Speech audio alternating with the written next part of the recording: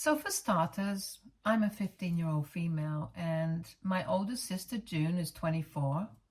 I was very obviously not a planned baby, and there's always been a lot of jokes about it. So I'm aware. My dad never made me feel less important when he was around, but I can't say the same for my mother, to be honest. So my father passed away around 3 years back after he got into a really bad car accident. Since then, it's just been my mom and I living here. June used to live with us, but she only stayed for a year after she graduated, and once she had saved up enough money, she moved out. I was very thankful for it because by then, June and I had started fighting a lot, and I really didn't like her. She and I had never had a sisterly relationship, and after my father passed away, I started to realize how unfairly my mother treated the two of us, and it used to get on my nerves. So I would fight with my mom, and June would come to her defense, and then we would end up fighting as well. It was mostly about petty stuff, like my mother would always expect me to do most of the chores around the house, while June would just get to sit on the couch and do nothing after she came back home from work. I don't understand how that was fair because I used to come back from school and she had a desk job. I think I used to have to do more physical activity than she did, so it would have been completely fair to split the chores equally between the three of us. But my mother wanted to make sure that she did not get exhausted after work from doing the household chores as well, which is where I came in.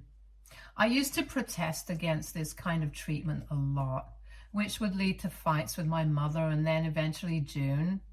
There were other things as well that June and I did not agree on, and it also led to a lot of tension between the two of us. And my mother would always take her side whenever we fought. So I was very happy when she left. After she moved out, she would still visit my mother, but I would completely ignore her and she would do the same to me. We were content with that arrangement, and for the past couple of years, we have barely spoken to each other. My mother thinks that I should apologize to June for my behavior in the past and fix things with her, but I don't find it necessary. June has also never showed any regret or expressed an interest in having any sort of relationship with me. So I think both of us are fine with what we have. And then recently, my mother forced me to help her out with some emergency, and that is what has led to so much drama right now. My maternal grandmother passed away almost a year ago, and a couple of months back, I finally received my inheritance. Since my mom's father passed away when I was really little, she received all the money that my grandmother had and the house that they used to live in.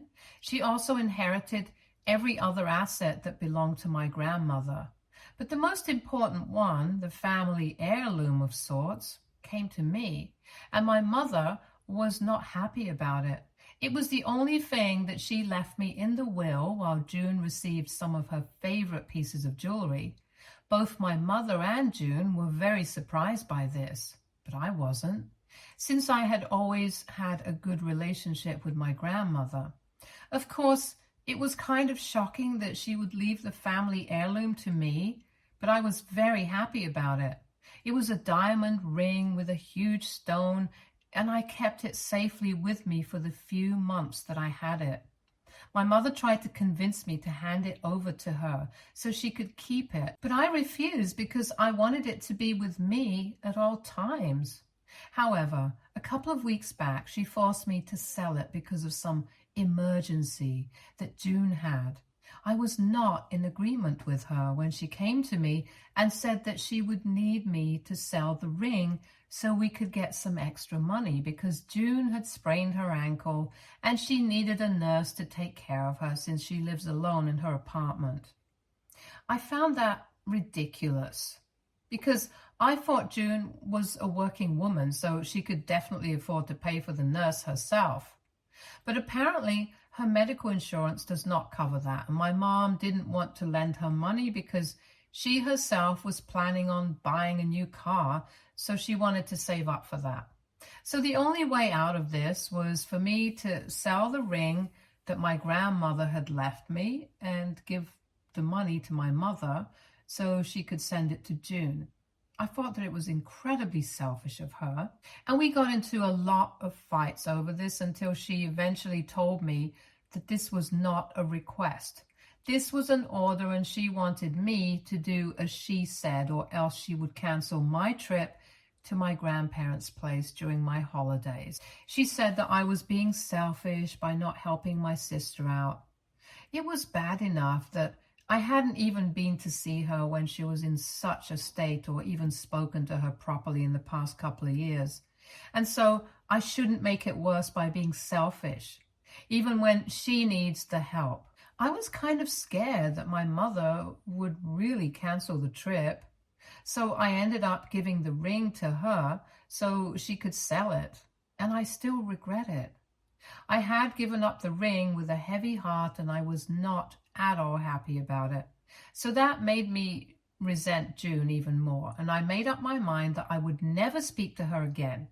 I also started feeling differently about my mother, because even though earlier she had always shown me that she had more of a soft corner for her elder daughter than me, it had never been this bad. So after I gave up my ring, I started distancing myself from her as well. I was mad at my mother, but I had to live with her because now that my grandmother was gone, I had nowhere else to go. My dad's parents and my paternal grandparents live in a different state. And even to be able to travel there and live with them, I would need my mother's consent and help. So I had no other option but to make my peace with the situation and just deal with it. I was very upset, but I had no idea that things were about to get worse, because about 4 days ago, just a week after I had given up the ring, I noticed that June had posted an invitation to a housewarming party on Facebook. And coincidentally, she had been bragging about how she was able to save up enough money to buy her first home just at the age of 24. And she couldn't have been prouder of herself.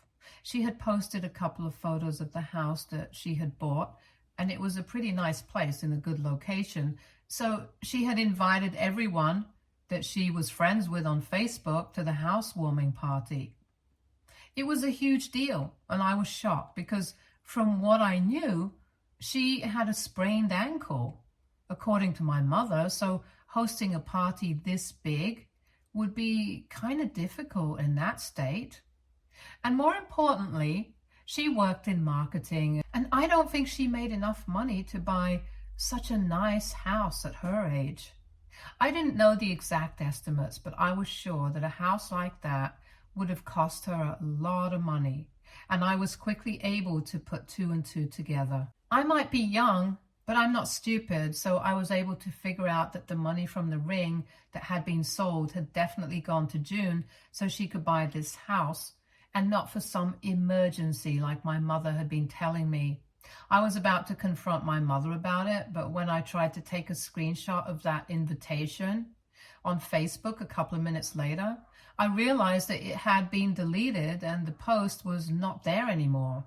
That just confirmed my doubts that my mother had probably told June to take it down so that I would not be able to find out about it. And it was then that I realized that I couldn't let this one slide, because not only had my mother played me for a fool, she had done it for the golden child. And I was really pissed off.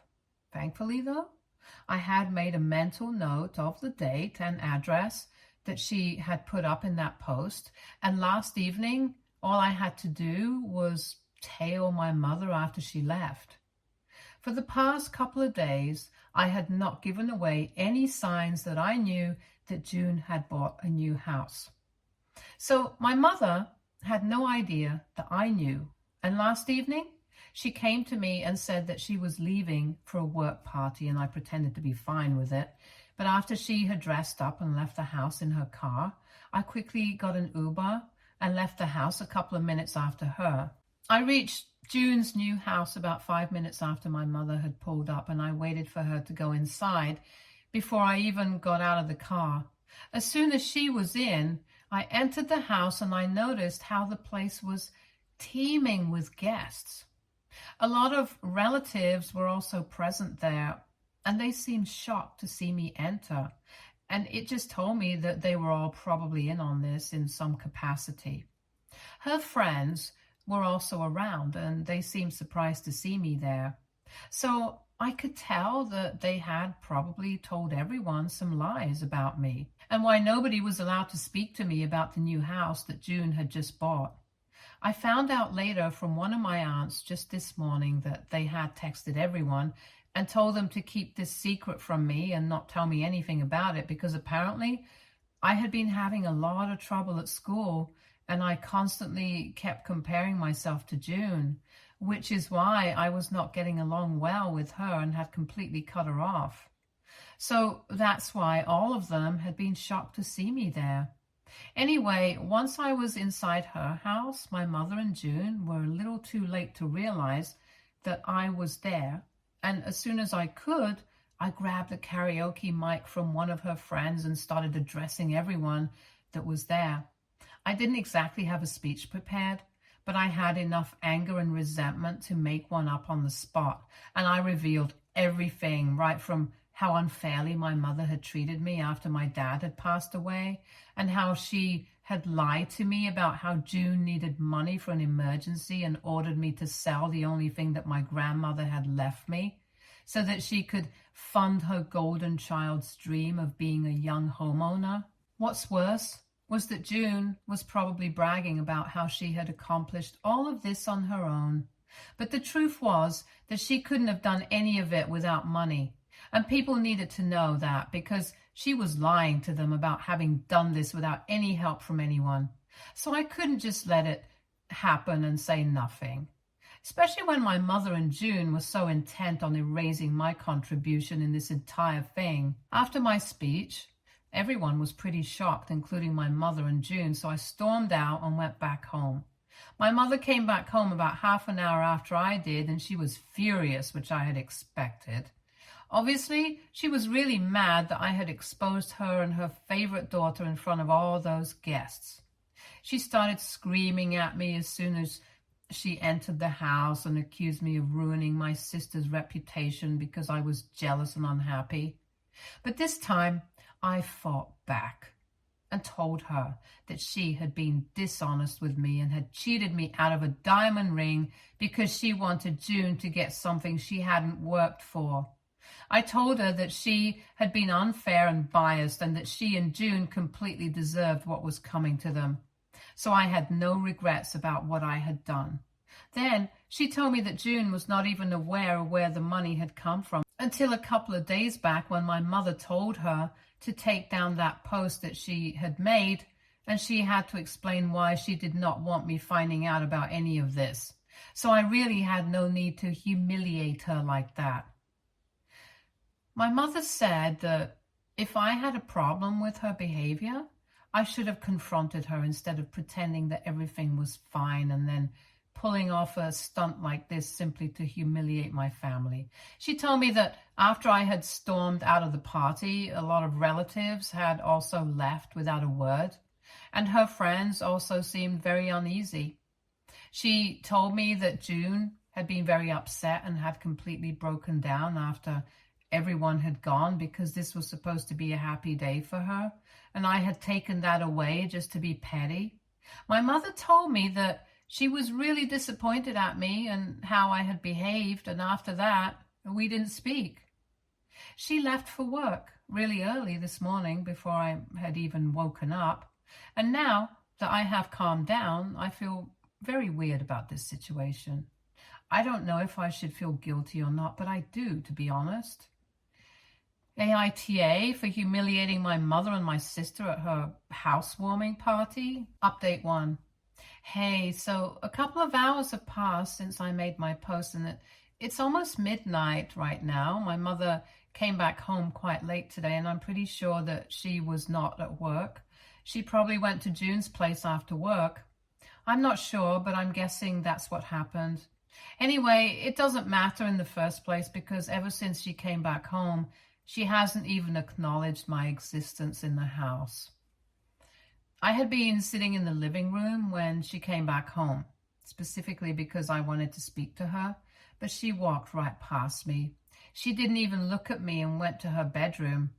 I felt kind of bad because even though I was not going to apologize, I just wanted to talk to her and clear things out, but clearly she was not interested. She has her mind made up about who is in the right here, and I can't change it, very obviously. It's times like this that I end up missing my dad quite a lot. My mother and I used to fight a lot earlier as well, but my dad was always there to calm things down and fix the situation. It would take some time, but he would make sure that we clear the air eventually. He's gone now, though, so I don't see that happening anymore. And on top of that, I'm pretty sure that June must have turned her even more against me than she already had been. It just sucks because I know that I will have to live with my mother until I'm able to move out, and right now that does not seem possible. All my friends are here, I go to school here, and most importantly, I don't even have any money of my own anymore. If I hadn't sold that ring, I probably could have used it and went to visit my grandparents. At least I would have had some sense of clarity after talking to them. But right now, I can only speak to them on the phone. I haven't told them about any of this because, to be honest, I don't even know where to start. And I don't want them to worry about me and then come to pick me up, because I'm pretty sure that if they find out about any of this, they will definitely come to my rescue. And that will lead to even more drama. Trust me, that's the last thing that I need.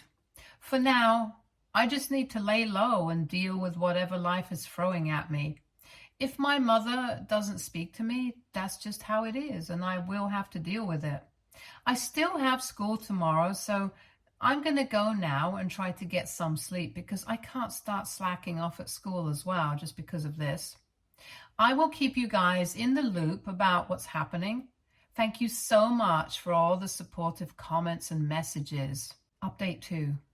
Okay, so a couple of days have passed since I posted my last update, and since then, literally everyone has told me to talk to my grandparents about this.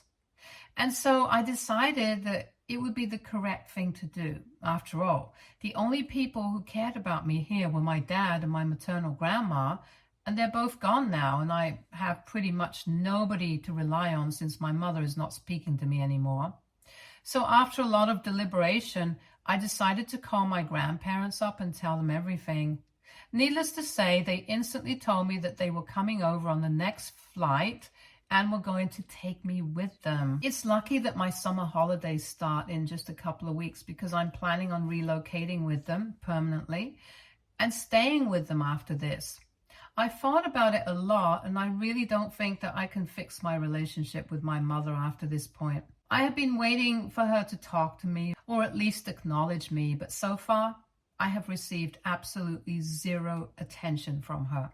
She doesn't even care if I've eaten or not, and ever since our fight, I've been living off of processed and canned foods. I don't know where she eats, probably at June's place since she has been coming home late almost every day. It's like I have stopped existing for her, and it's just really sad. So rather than live like this, I would just prefer to move in with my grandparents instead. At least they are willing to have me and won't treat me like a burden just because I took a stand for myself. I haven't told my mother anything about it, and I don't think it's necessary either. I spoke to my grandparents yesterday around the evening, so I'm pretty sure that as soon as they land, they're going to show up here and they will speak to my mother and do the needful. I don't need to put myself through the drama twice by telling her everything in the first place. She hasn't come home yet, and I know that my grandparents have already boarded their flight and will land in about half an hour. So I'm just mentally preparing myself for what is about to come.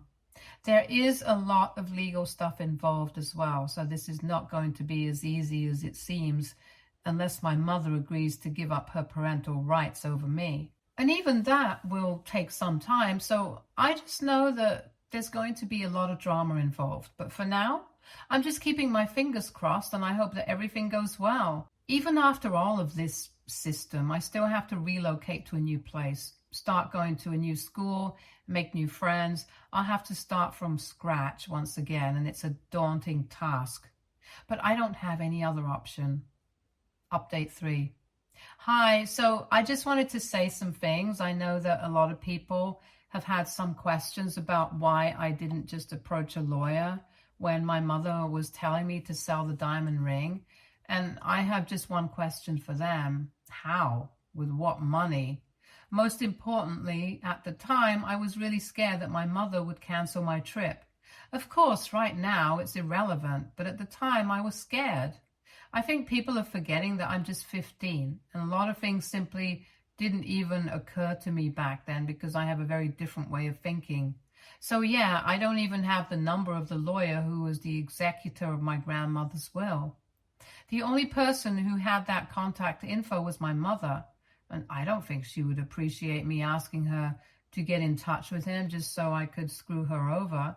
Besides, I also wanted my mother to stop bothering me, which is why I gave the ring up. If I had known the truth, I never would have done that. And I think I've already spoken about it. Anyway, I just wanted to answer the questions that people had, and now it's back to waiting for my grandparents to land. Update 4. Hey, my grandparents finally landed about 3 hours ago, and they came straight to my place after that. Our house is pretty close to the airport, so it only took them 20 minutes. And once they reached here, they told me to call my mother and ask her to come back home. I tried to call her, but she didn't answer. So I just texted her. She didn't respond. But she was back within half an hour of me sending that text. She had come back with June, and all of them were really pissed off. When she came back home, she asked my grandparents with a really nasty tone why they were here, and they told my mom that they were here to take me back home with them. They told her that they knew everything about what had happened and thought that she was being extremely unfair and was not being a good mother to me, which is why they believed that I would be better off living with them. My mother and June obviously did not take that very well and immediately started yelling at my grandparents, telling them that they had no right to interfere because they didn't know what I had done and how spoiled and entitled I had acted in the past, referring to how I had humiliated June at her housewarming party. My mother told my grandparents that since I was her daughter, she could do whatever she deemed fit, and it was not their place to tell her if she was a good mother or not. And then she told them to leave. But my grandparents stood their ground and said that they were not going anywhere without me. Then pretty much everyone started shouting at each other, and then things got really confusing. But eventually my mother turned to me and accused me of creating all this drama just because I was pissed that I can't always have things done my way. I thought it was a stupid accusation to make because, as far as I was concerned, so far nothing had ever gone my way. And I told her as much. I tried to keep my cool and told her that I could see very clearly that she wanted nothing to do with me, and here I was giving her the option to let me go and have a happy life with people who actually wanted me. It was up to her if she wanted to take that opportunity and let me go and have a good life, if she wanted to keep me with her and keep making me feel awful. That got her to shut up, and after a few minutes of silence, she told me that I was free to leave if I wanted to. She was not going to stop me. She said that she was tired of fighting for everything, and I had clearly shown her that my priorities were elsewhere, so it was better if I left. After that, she told my grandparents that she would have an attorney draw up the paperwork to sign away my rights, and then I could leave with them. That was it. After that, I went back to my room and started packing my things while my grandparents waited for me downstairs so we could leave and go to a hotel, and we were going to stay there until all the legal proceedings were done with. My grandparents are financially quite well off, so money is not a problem for them, and they've also been in touch with their lawyer, so things are going to be sorted out pretty soon. After I was done packing the essentials, I went downstairs and I was about to leave with my grandparents. But June stopped me this time and told me that it was really disappointing how I was ready to abandon my family at the slightest inconvenience. And she told me that she had always known that I was a selfish and spoiled brat, but she had never expected me to take it to such an extent. My mother was the one who told her to let me go, and then we were gone. I'm not taking any of that seriously, to be honest, because they have never treated me well, so I don't need to take anything they say to heart. I'm with my grandparents now, and yes, I'm happy that I'll be leaving as soon as all the legal work is done here. Update 5. Hi, almost a month and a half has passed since my last update, and I'm currently living with my grandparents. I moved a couple of weeks back and I was really upset to be leaving all my friends behind, but I'm also equally excited and looking forward to building a new life here, especially now that I don't have to worry about my mother or June mistreating me, because now that my grandparents are with me, I have nothing to worry about. All the paperwork is done, my mother signed away her rights, so I'm officially done with her. I don't know the details. My grandparents and their lawyer dealt with most of it, but all I know is that she was probably relieved to let go of me, because even on the day that I was supposed to leave with my grandparents, they had asked her if she wanted to say goodbye to me, because all things said and done, she was still my mother. But my mother had apparently refused to see me even for a last time. And you know what? I don't even mind it. I think it's perfectly fine for her to never want to see me again. I don't want to see her again either. And also, another good thing that happened was my mother returned the ring to me. Thankfully, the jeweler that she had sold it to hadn't sold that ring yet, so she was able to pay him the money that she had taken for the ring and gave it back to me through my grandparents before I left. Now, we have nothing left to talk about, so I blocked her and June on all platforms, and I have also maintained a safe distance from all my relatives back home. They haven't done anything wrong, but I just need some space from that part of my life, because I'm really looking forward to a fresh start. And in order to have that, I have to let my past stay in the past. My grandparents are really happy to have me around, and it's a nice change of pace from the way I used to be treated by my mother back home. This is the first time that I'm getting to experience what being part of a happy family really feels like after my father's death.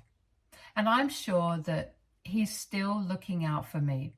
They have also already started the procedure to enroll me in the nearest private school, and I'm quite looking forward to that experience, because so far I went to public school and that was quite different. It's going to be hard to adjust everything right in the middle of term, but I'm going to make it work. After all, I'm happy after a really long time, and I don't want that feeling to go away. Stay tuned for more stories from Argo Relationships.